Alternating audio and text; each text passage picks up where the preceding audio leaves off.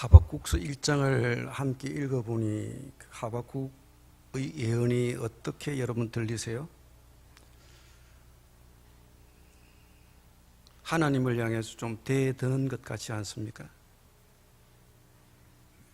그 예언자라는 그 일말의 채통도 예의도 없이 다짜고짜 하나님을 향해서 좀 해대는 것 같은, 언제까지, 그리고 왜 세상의 고통에 대해서 가만히 계실 것인지 좀 따지는 것 같잖아요. 예언자라는 것은 본래 하나님의 말씀을 선포하는 것이 가업입니다. 대언자입니다. 하나님의 입입니다. 그러나 예언자 하박국의 모습은 정반대입니다. 백성을 향해 말하지 않고 하나님을 향해 말하고 있습니다. 하박국에서 연거푸 등장하는 단어는 어느 때까지입니까? 언제까지? 어찌하여? 이런 표현들은 하나님에게 반역하고 있는 유다 백성에게 던지는 도전이 아닙니다. 이것은 하나님을 향한 도전이요, 하나님을 향한 도발입니다. 백성의 죄와 씨름하기보다는 하나님과 그분의 공의를 향해서 이야기하고 있는 것입니다. 자기의 마음속에 부글부글 끓고 있는 불평과 의혹을 가감하지 않고 하나님에게 묻고 있습니다. 여러분, 그러면 예언자 하박국은 왜 하나님에게 불평만 하는 이런 예언자가 되었을까요? 그것은 하박국이 살았던 그 시대의 배경을 얘기해야 합니다. 하박국이 살았던 시대를 얘기할 수 있는 하박국의 단초는 단 한 절에 불과합니다. 그건 1장 6절입니다. 보라, 내가 사납고 성급한 백성 곧 땅이 넓은 곳으로 다니며 자기의 소유가 아닌 거처를 점령하는 갈대아 사람을 일으켰다. 갈대아는 바벨론을 말합니다. 바벨론은 아수르 이후에 등장한 고대 근동의 신흥 강국입니다. 바벨론은 유다왕 요시야 때부터 세력을 넓히면서 아수르와 고대 근동 지역의 패권을 다투기를 시작합니다. 이 신흥 강국 바벨론을 견제하기 위해서 애굽은 아수르와 연합하여 바벨론을 치려고 했고, 반면에 유다왕 요시야의 입장에서는 아수르가 망하는 것이 자기에게 유리하다고 보았기 때문에 아수르와 연합하기 위해서 남쪽으로 올라오던 애굽을 막다가 머깃도에서 전사를 하게 됩니다. 이후에 남왕국 유다왕국에는 애굽의 꼭두가시 정권이 들어서게 되었고, 밖으로는 바벨론과 대립하고 안으로는 온갖 학정과 불의가 판을 치게 됩니다. 하박국의 1장은 이런 시대상을 반영하고 있습니다. 그래서 2절에서 4절까지는 1장 유다에서 벌어지는 상황에 대한 이야기, 질문이고, 12절에서 17절은 바벨론의 침략에 대한 질문입니다. 예언자 하박국은 우리가 아시는 것처럼 에레미야와 동시대의 예언자입니다. 그때의 유다 왕이 바로 이집트가 세운, 애굽이 세운 꼭두각시 왕 여호야김이었습니다. 우리가 에레미야서에서 알 수 있듯이 여호야김은 하나님의 말씀이 기록된 두루마리를 서슴지 않고 불태워버렸던 임금입니다. 종교적으로는 거짓 예언자들이 백성들에게 그래도 평안하다 평화의 약속을 남발했던 시대입니다. 전쟁이 임박했음에도 불구하고 괜찮을 것이라고 말했던 그 시대입니다. 다시 말해 여호야김 시대는 국제적으로는 전쟁의 아문이 들어져 있었고, 정치적으로는 포악한 독재 종간의 통치로 인해서 백성이 고통 가운데 신음하고 있었고, 사회적으로는 폭력이 만연했고, 종교적으로는 거짓 예언자들이 할보하던 세상이었습니다. 이런 현실을 눈을 뜨고 보아야 하는 예언자 하박국의 심정은 한마디로 참담했습니다. 에레미야가 유다의 심판을 선언하게 된 것도 같은 맥락입니다. 에레미야는 말하기를, 내가 입을 열어 말을 할 때마다 폭력을 고발하고 파멸을 외치니 주님의 말씀 때문에 나는 날마다 치욕과 모욕거리가 됩니다. 이처럼 에레미야와 하박국은 폭력이 난무하던 때를 살았습니다. 이런 폭력의 시대에는 백성들도 함께 고통을 받습니다. 사는 것도 힘든데 폭력까지 만연하니 고통이 얼마나 더 심했겠습니까? 이런 시대에 살았던 하박국은 하나님에게 묻고 있습니다. 어째서? 언제까지? 여러분, 아무리 일말의 의심이 없던 신자라도 영문도 알 수 없는 고통으로 좌절하고 상처를 받으면 도저히 이해가 안 되는 그분의 섭리 앞에 질문이 생기는 거죠. 왜? 언제까지? 어째서? 여러분, 이것이 비단 나 하나만의 모습이겠습니까? 성경에 나오는 위대한 믿음의 정인들도 마찬가지였습니다. 우리가 잘 아는 다윗은 고난 앞에 하나님에게 부르짖었습니다. 주님, 어째서 주께서는 그리도 멀리 계십니까? 어찌하여 주께서는 우리가 고난받을 때에 숨어 계십니까? 주님, 언제까지 나를 잊으시겠습니까? 영원히 잊으시겠습니까? 나를 왜 외면하십니까? 다윗이 고난 속에 바라본 하나님은 그저 멀리 계신 것이 아니라 아예 덕을 돌리고 있는 분이었습니다. 욥의 의심은 다윗을 능가했습니다. 자신의 재앙에 나락에 떨어진 것이 하나님 때문이라고 의심했습니다. 욥은 고백하기를 나를 궁지로 몰아넣으신 분이 하나님이시고 나를 그물로 덮어 씌우신 분도 하나님이셨다. 이렇게 그는 고백했습니다. 이것이 성서의 이야기에만 한정된 것입니까? 지금도 여전히 진행형입니다. 고난은 우리로 하여금 하나님을 의심하게 만듭니다. 그것이 성서 안에서든 지금 현실이든 평범한 우리의 모습입니다. 하박국이 그냥 의심만 했습니까? 화가 날 대로 나서 하나님에게 항의했습니다. 여러분, 우리는 때때로 화가 나면, 때때로 여러분 어려우면 하나님에게 화가 날 때가 있지 않습니까? 나를 아프도록 그냥 내버려 둘 때 화가 나지 않나요? 하박국은 하나님에게 화를 내는 정도가 아니라 아예 붕괴하고 있습니다.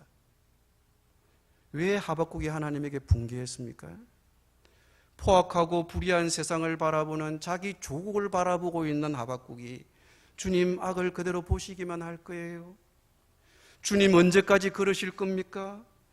악인이 의인을 협박하고 공의가 왜곡되고 비틀어지고 있는 이 시대를 언제까지 지켜보실 겁니까? 이렇게 말하니까 하나님이 대답을 해주셨어요. 그게 1장 5절에서 11절까지입니다. 5절에서 6절만 읽어보겠습니다. 여호와께서 이르시되 너희는 여러 나라를 보고 또 보고 놀라고 또 놀랄지어다. 너희의 생전에 내가 한 가지 일을 행할 것이라. 누가 너희에게 말할지라도 너희가 믿지 아니하리라. 보라, 내가 사납고 성급한 백성 곧 땅이 넓은 곳으로 다니며 자기의 소유가 아닌 거처를 점령하는 갈대아 사람을 일으켰다. 이교도인 바벨론을 통해서 자기 백성 유다를 심판하시겠다는 것입니다. 이 하나님의 응답이 하박국을 놀라게 했습니다. 그 아주 나쁜, 포악하기로 이름이 높은 바벨론을 사용해서 자기 백성 유다를 짓밟도록 하겠다는 것은 도무지 믿어지지가 않았습니다. 아무리 자기 백성이 사는 세상이 무법천지이긴 하지만 그래도 조금은 괜찮은데,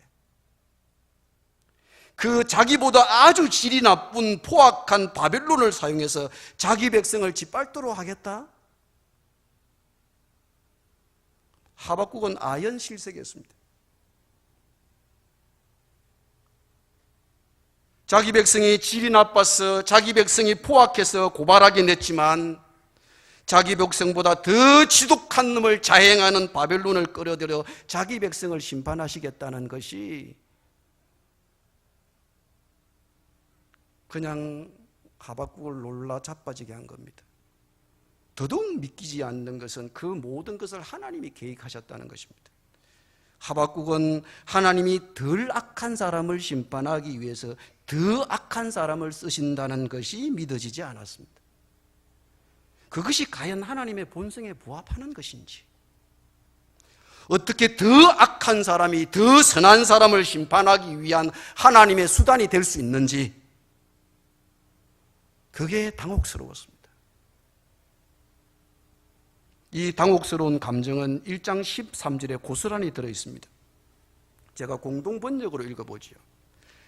주께서는 눈이 맑으시어 남을 못살게 구는 못된 자들을 그대로 보아 넘기지 않으시면서 어찌 배신자들은 못 본 채 합니까? 나쁜 자들이 착한 사람을 때려잡는데 잠자코 계십니까? 왜? 남을 못살게 구는 포악한 자들이 주의 백성을 심판하도록 내버려 두느냐? 왜 나보다 더 나쁜 사람이 하나님의 도구가 되어 나를 모질게 다루는데 왜 내버려 두냐? 왜 악한 사람이 선한 사람에게 고통을 줄 수 있느냐? 왜 착한 사람에게 고난이 와야 하느냐? 선하신 하나님이 왜 그럴 수 있느냐? 납득이 안 오는 거죠. 이게 하나님의 본성에 부합하느냐는 것이죠. 이게 하나님의 응답입니까? 이게 하나님의 섭리입니까? 이렇게 대들고 있는 거예요, 지금 하박국이. 그래서 맹세기 예언자이긴 하지만 분해서 미칠 지경입니다. 그래서 거칠게 하나님에게 대들고 있는 거예요. 말 좀 해보라고. 그래서 하나님을 책망하면서 따졌습니다. 여러분 1장 12절 17절을 보시면 부제를 이렇게 붙여놓았습니다. 하박국이 다시 호소하다. 너무 점잖은 표현 아니에요? 잘 읽어보시면 그의 목소리가 떨리고 있어요. 분노하고 있어요. 화가 났어요. 바벨론에 하는 모든 짓이 하나님의 책임인 양 거칠게 지금 몰아붙이고 있는데 다시 호소하다. 너무 점잖은 표현 아니에요? 1장 17절 보겠습니다. 그가 그물을 떨고는 계속하여 여러 나라를 무자비하게 멸망시키는 것이 옳습니까? 그가 그물을 떨고 나서 곧이어 무자비하게 뭇백성을 죽이고 있는데 그가 이렇게 해도 되는 겁니까? 차라리 바벨론만 아니었으면 이렇게 하박국이 골인하지는 않았을 거예요. 근데 여러분, 이게 하등 이상할 것도 없고 놀랄 것도 없어요. 이것이 우리의 모습입니다. 다만 내가 하박국처럼 거칠게 몰아붙일 것인가? 요나처럼 불평하고 토라져서 도망칠 것인가? 그 차이입니다. 우리가 고난 속에 있을 때 온갖 시련이 끝나지 않고 밀려올 때 그분의 뜻을 도무지 이해할 수 없을 때 하박국처럼 되지 않나요? 하박국이 이렇게 의심하고 심지어 항의하고 하나님을 몰아붙이고 있는데 말해보라고 그러는데 하나님은 대답이 없어요. 여러분 1장 2절에 그렇게 말하잖아요. 여호와여 내가 부르짖어도 주께 듣지 아니하시니 어느 때까지 하시겠습니까? 내가 강포로 말미암아 외쳐도 주께서 구원하지 않습니다. 살려달라 부르짖어도 폭력이다 하고 외쳐도 반응이 없으니 아무리 도와달라고 해도 모른 채 하시니 그렇게 애원해도 기다리고 계시니 하나님이 말이 없어요.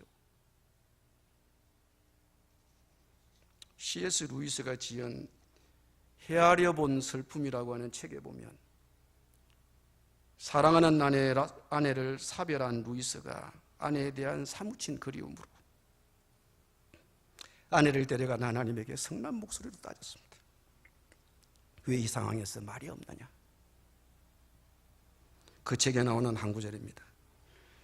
나는 다른 모든 도움이 절박하여 하나님에게 다가가면 무엇을 얻는가? 면전에서 쾅하고 다치는 분, 안에서 핏장을 지르고 또 지르는 소리, 그리고 나서는 침묵, 돌아서는 게 낫다. 오래 기다릴수록 침묵만 뼈저리게 다가올 뿐 창문에는 불빛 한 점 없다. 지금 그분의 부재는 무엇을 의미하는가? 왜 그분은 우리가 번성할 때는 사령관처럼 군림하시다가 환난의 때에는 이토록 도움을 주는데 인색한 것인가? 이처럼 침묵하는 하나님을 향해서 하박국도 따졌습니다. 언제까지? 어느 때까지? 왜? 근데 하나님은 말이 없어요. 왜 하나님 우리가 고난 가운데 있을 때 침묵하실까요? 어쩌면 고난받고 고통받는 그 자체가 심판일지도 모르겠습니다. 그래서 우리가 고통을 당하면 이렇게 생각하여 자기도 모르게 내가 무슨 잘못이 있나? 자기를 성찰하고 자기 신문을 합니다. 고통은 모름지기 자기가 지은 대가나 자기가 지은 죄에 대한 벌로 이해하는 것이 일반적인 시각입니다. 하박국의 생각 역시 다르지 않습니다. 곳곳에서 예언자 하박국은 이것이 죄의 대가이겠다, 그래서 우리가 고통을 받고 있다, 이렇게 고백하고 있습니다. 1장 12절에 보시면 선지자가 이르되 여호와 나의 하나님 나의 거룩한 이시여 주께서는 만세 전부터 계시지 아니하시나이까. 우리가 사망에 이르지 아니하리다. 여호와여 주께서 심판하기 위하여 그들을 두셨나이다. 반석이시여 주께서 징계하기 위하여 그들을 세우셨나이다. 그렇습니다. 고통은 하나님의 진노요 죄의 결과입니다. 그러면 모든 고통이 다 그럴까요? 아닙니다. 하나님의 뜻이 있는 고통도 있지요. 고난을 사용해서 당신의 뜻을 이루어 가십니다. 그러나 우리는 모든 고난이 하나님의 뜻이라고 해도 안 되고 반대로 그분의 뜻이 전혀 없다고 해도 안 됩니다. 둘 다 말해야 되죠. 모든 고통이 죄의 결과가 아닌 것은 분명하지만 그렇다고 전적으로 죄와 무관하지도 않다. 어떤 고통은 죄의 징벌이지만 어떤 고통은 죄와 관계가 없다. 자신의 잘못과 상관없이 고통이 밀고 들어오기도 하지만 내 잘못으로 고통을 겪는 경우도 허다하잖아요. 영화 미션의 마지막 장면입니다. 남미 인디언들과 그들을 위해 선교하고 함께 투쟁하던 신부들마저 모두 학살을 당했습니다. 학살 주도자와 교황 사절이 나누는 대화는 고통이 누구의 책임인지를 말해줍니다. 학살을 주도했던 자는 교황 사절에게 이렇게 말했습니다. 어쩔 수 없었다. 목적을 위해서는 필요한 일이었다고 변명합니다. 그러면서 교황 사절을 유래했습니다. 세상은 원래 그런 것입니다. 그 얘기를 들은 교황 사절은 눈물을 글썽이면서 대답했습니다. 그렇지 않아요. 우리가 세상을 그렇게 만든 겁니다. 내가 그렇게 만들었어요. 우리는 때때로 자신을 정당화하기 위해서 책임지기를 원치 않을 때 의례 이렇게 말합니다. 하나님의 뜻이지요. 우리 그 말 쉽게 쓰면 안 되지 않나요? 한국 사회의 부정부패가 건절되지 않고 있습니다. 지금 우리가 눈으로 목도하고 있는 거잖아요. 그것을 두고 어떤 사람과 간혹 얘기를 하다 보면 이런 얘기를 듣습니다. 목사님, 세상을 잘 몰라서 그렇지 세상이 원래 그래요. 아유, 정말 죽어버리겠네 정말.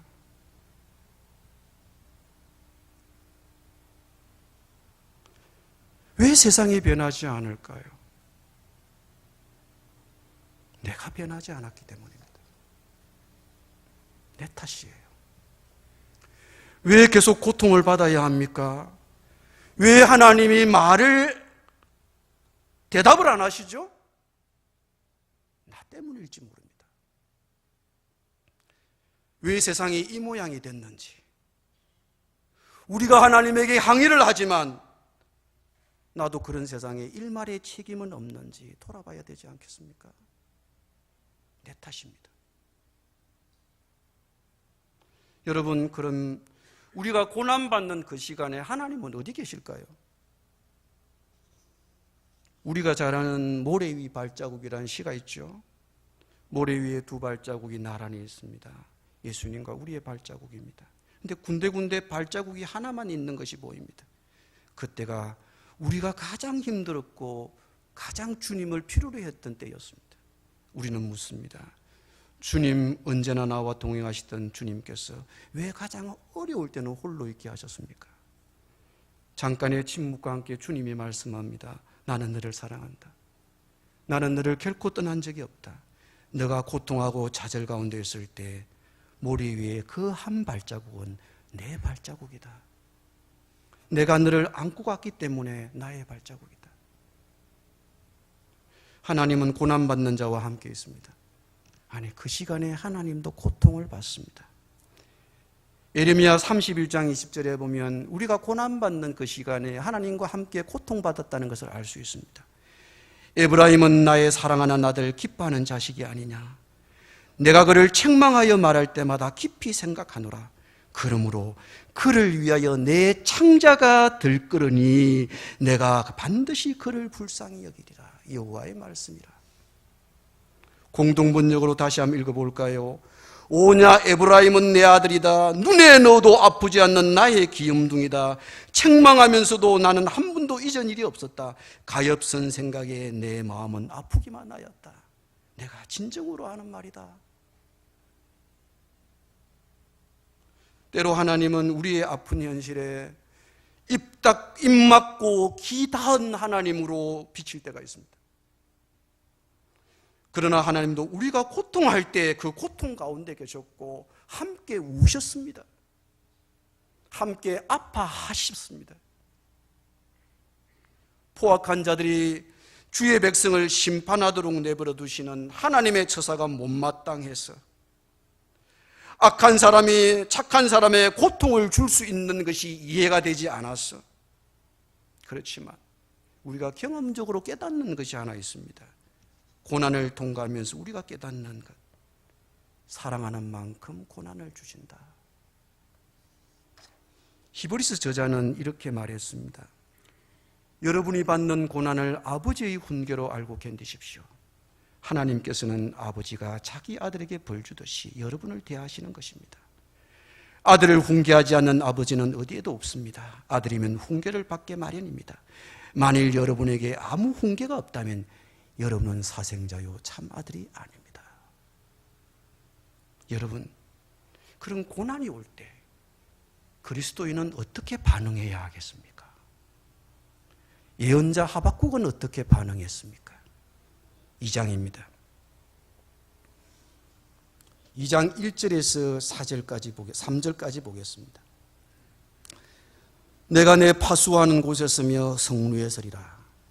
그가 내게 무엇이라 말씀하실는지 기다리고 바라보며 나의 질문에 대하여 어떻게 대답하실는지 보리라 하였더니 여호와께서 내게 대답하여 이르시되 너는 이 묵시를 기록하여 판에 명백히 새기되 달려가면서도 읽을 수 있게 하라. 이 묵시는 정한 때가 있나니 그 종말이 속히 이르겠고 결코 거짓되지 아니하리라. 비록 더딜지라도 기다리리라. 지체되지 않고 반드시 응하리라. 보라, 그의 마음은 교만하여 그 속에서 정직하지 못하나 의인은 그의 믿음으로 말미암아 살리라.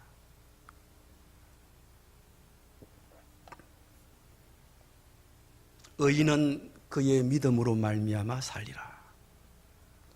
믿음이 아니면 고난을 극복할 수 없습니다. 믿음이 없으면 고난을 이겨낼 수 없습니다. 믿음은 성서의 핵심입니다. 중세시대에 믿음을 재발견하고 재정의한 인물이 마틴 루터입니다. 우리가 어떻게 해야 은혜로우신 하나님을 만날 수 있을까? 그에 대한 대답은 믿음입니다. 믿음이란 우리의 의가 아닌 하나님의 의라는 것을 인정하는 것입니다. 구원은 인간의 행위로 공적과 고행으로 이루어지는 것은 아닙니다.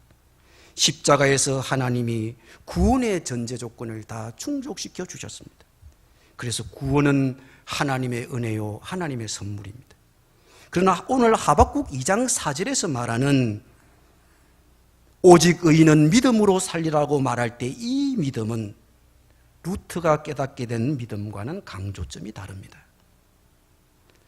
로마서에서 바울이 말하는 믿음은 아직 신자되지 못한 이들에게 말하는 믿음이요, 하박국이 말하는 믿음은 신자된 우리들에게 말하는 믿음입니다. 바울이 말하는 믿음은 죄인들이 예수 그리스도를 영접하는 신앙 고백이요, 하박국이 말하는 믿음은 이해할 수 없는 고난이 넘치는 가운데서도 변함없이 하나님의 선하심과 인자하심을 의지하고 그분을 신뢰하는 것, 그걸 믿음이라고 하는 것입니다.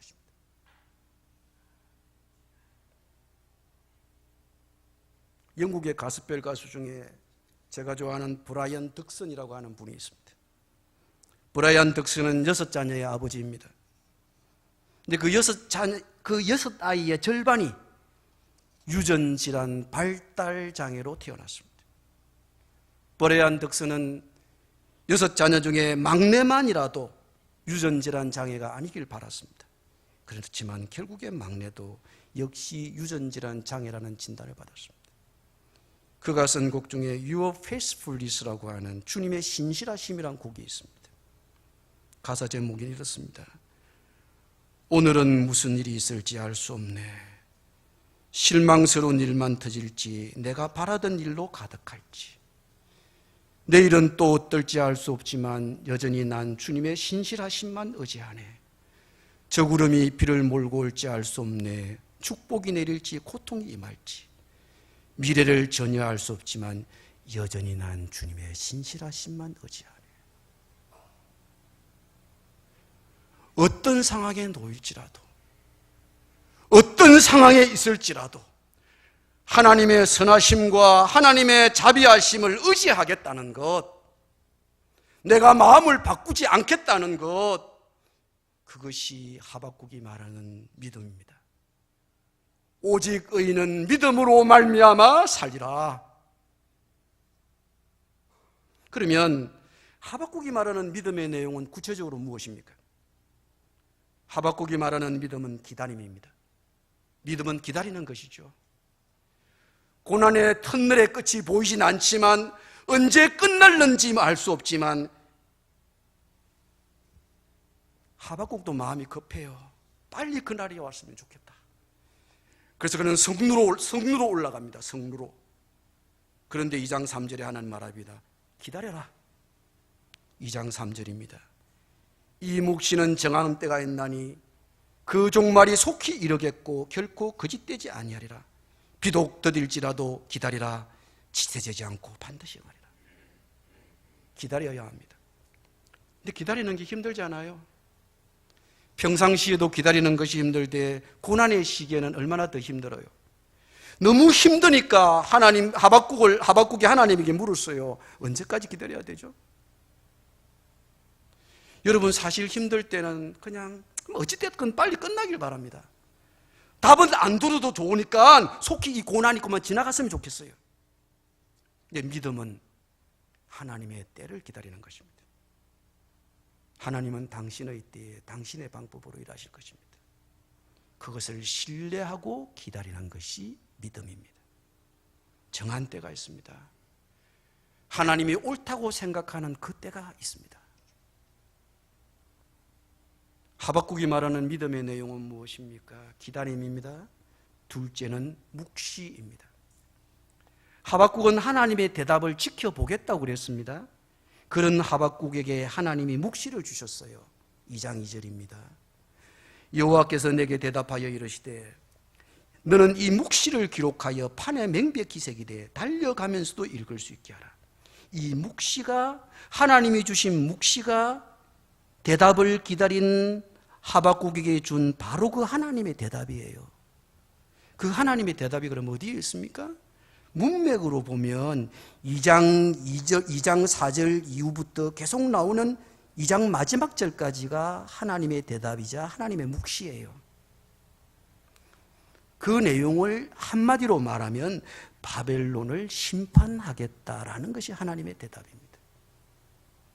하나님은 바벨론을 도구로 자신의 백성을 심판하셨지만 바벨론의 악한 행위에 대해서도 책임을 물으시겠다는 것입니다. 그것이 하나님의 새로운 묵시였습니다. 하나님은 이스라엘을 벌준 자들의 행위에 대해서도 강력하게 그 책임을 물으시겠다는 것이, 심판하시겠다는 것을 하나님은 묵시로 하박국에게 준 것입니다. 하나님은 이 묵시를 똑똑하게 판에 새겨 누구든지 알아볼 수 있게 하라고 했습니다. 소설가 박완서의 작품 중에 한 말씀만 하소서라는 책이 있습니다.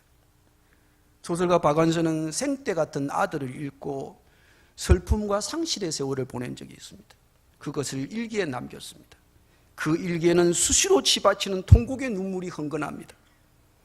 자식에 대한 연민, 자신의 부덕함, 지지리도 복도 없는 자신에 대한 한탄이 끊이지 않습니다. 그러면서 아들을 데려간 하나님에 대한 분노로 가득합니다. 그녀가 통곡 속에서 하나님께 구했던 것은 한 말씀입니다. 한 말씀만 하소서 주님. 한 말씀만 하소서 주님. 당신은 과연 계신지, 계시다면 내 아들은 왜 죽어야 했는지, 내가 이렇게까지 고통받아야 하는데 도대체 무슨 영문인지 더도 말고 덜도 말고 한 말씀만 해보라. 그렇게 얘기를 했습니다. 한 말씀만 해보세요. 한 말씀만. 욥도 그랬습니다. 따뜻한 한마디 위로의 말도 없이 타박하고 추궁하는 친구들의 말 고문을 당하면서 욥은 하나님에게 말했습니다. 제게 말씀해 주시면 되겠습니다. 아니면 제가 묻는 말씀에 대답해 주십시오. 욥은 사람의 말이 아니라 하나님의 대답을 구했습니다. 시편 저자는 다음과 같이 고백했습니다. 주의 말씀이 나를 살려주었으니 내가 고난받을 때 그 말씀이 나에게 큰 위로가 되었습니다. 여러분, 고난 어떻게 이겨내실 거예요? 말씀을 가까이 하십시오. 근데 고난 받을 때는 말씀 보기가 싫잖아요. 말씀을 가까이 하십시오. 한 말씀을 구하십시오. 고난을 헤쳐나갈 수 있는 묵시를 구하십시오. 고난을 인내할 수 있는 한 말씀을 구하십시오. 그 고난에 담겨있는 하나님의 비전을 발견하십시오.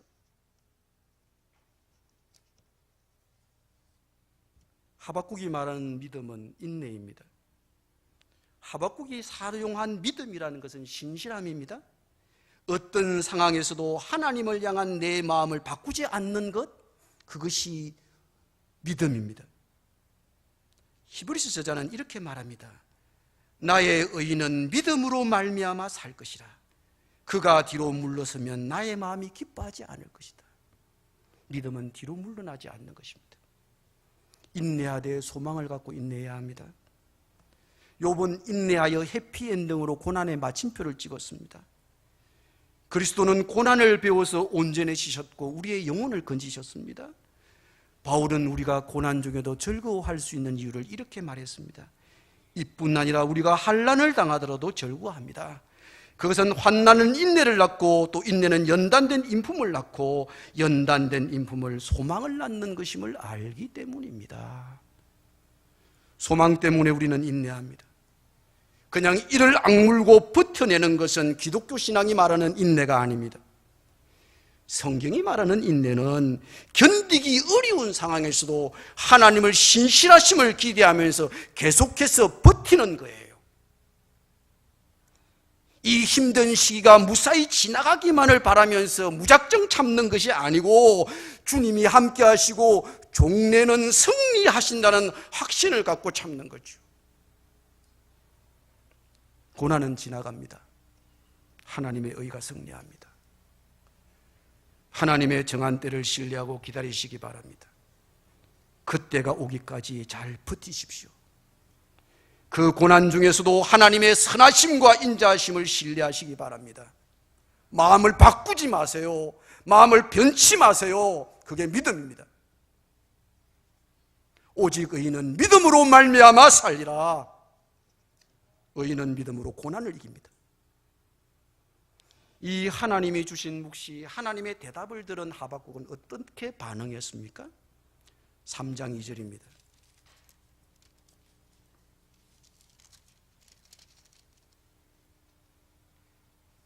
3장 2절 함께 읽어보죠. 시작.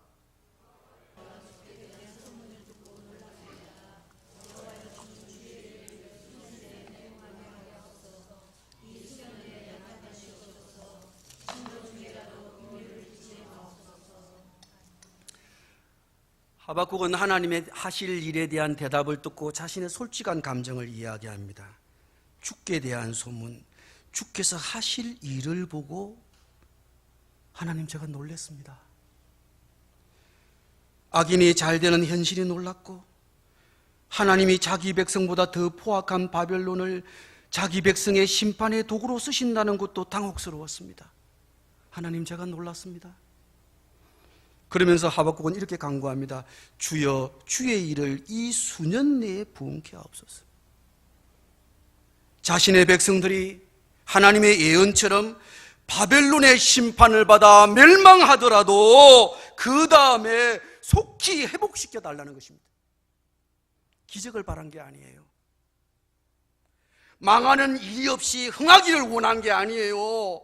망하더라도, 멸망하더라도 속히 새롭게 되기를 원한 겁니다. 그래서 하박국은 이렇게 기도해요. 진노 중에라도 긍휼을 잊지 마십시오. 이 백성이 하나님의 진노를 받아 마땅하지만, 벌받을 민족임에는 분명하지만, 그것이 하나님의 공의를 이루긴 하겠지만, 그렇더라도 주님, 자비마저 잊지 말아 주십시오. 자비 베풀어 주세요.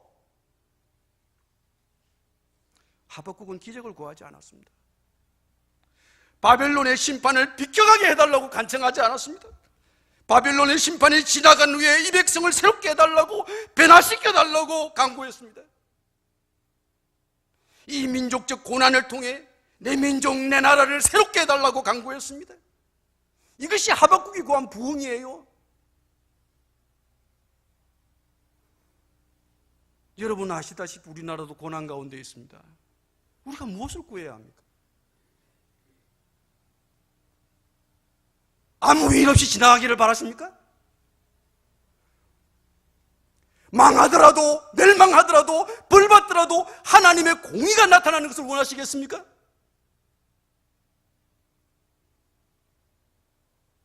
오직 의인은 믿음으로 말미암아 살리라. 비록 시국이 어둡지만, 이 고난의 터널이 언제 끝날지 모르지만, 답답하지만, 막막하지만, 이 민족을 향한 하나님의 선하심과 인자하심을 의지하고 신뢰하기를 바랍니다. 오직 의인은 믿음으로 말미암아 살리라. 그리고 기도합시다. 주님, 믿음으로 당신이 정한 때를 잘 기다리게 해주십시오. 믿음으로 이 고난을 잘 인내하게 해주십시오. 이 민족이 벌받을 일이 있다면 벌을 주시고 당신의 공의를 세워주십시오. 그러나 벌을 주시더라도 자비를 베풀어 주십시오. 그리고 이 고난을 통해 이 민족을 새롭게 해주십시오. 변화를 주십시오. 부흥을 주십시오. 이것이 하박국이 오늘 우리 민족에게 던지는 메시지라고 생각합니다.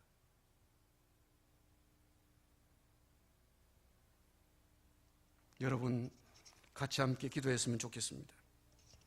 우리 함께 동성으로 기도하십시다.